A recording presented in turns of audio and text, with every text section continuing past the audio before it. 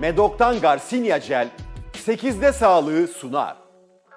Merhabalar, ben uzman klinik psikolog Ebru Özer. Logoterapi anlam odaklı psikoterapidir. Anlam terapisi de diyebiliriz aslında.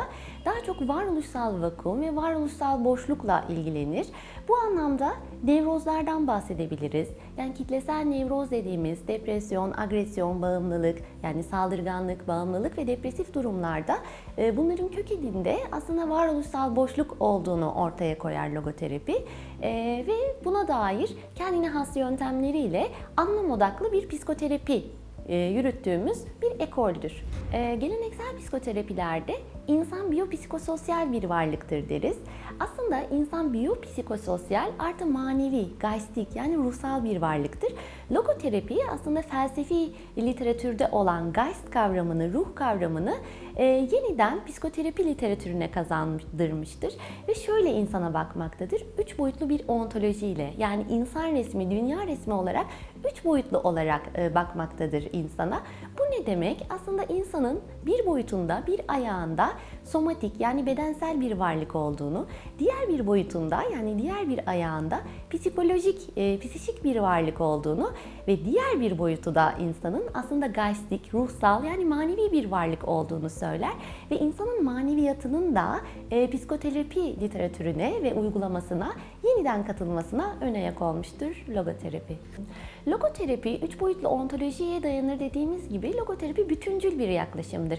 Yani insanı hem bedensel rahatsızlıklarıyla yani bedensel rahatsızlıklara yaptığımız müdahalelerle, fizyolojik müdahalelerle aynı zamanda psikolojik alanına karşı da buna yönelik yaptığımız müdahalelerle de aynı zamanda gazetlik müdahalelerle de 3 aşamada yaptığımız müdahalelerle açıklar.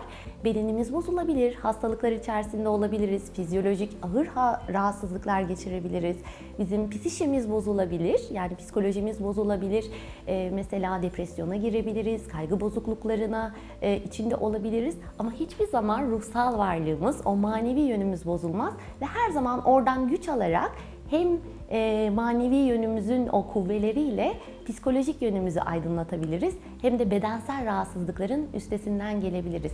Biz bunlara şunu da eklemleyebiliriz ayrıca. Mesela acı, suçluluk, ölüm dediğimiz trajik üçleme. Yani işte savaşlarda, deprem gibi felaketlerde de aslında acı, suçluluk, ölüm dediğimiz trajik üçlemeyle karşı karşıya kalırız insan olarak. İşte bu gibi durumlarda dahi aslında insanın her zaman ayağa kaldıracak kuvveleri kendi içinde vardır. Bir anlama doğru yöneldiği sürece insan kendini hangi koşulda olursa olsun yeniden ayağa kaldırabilir. Yani şöyle diyebiliriz, doğduğumuz ev kaderimiz midir, coğrafya kader midir? Bu soruları çok sorabiliriz.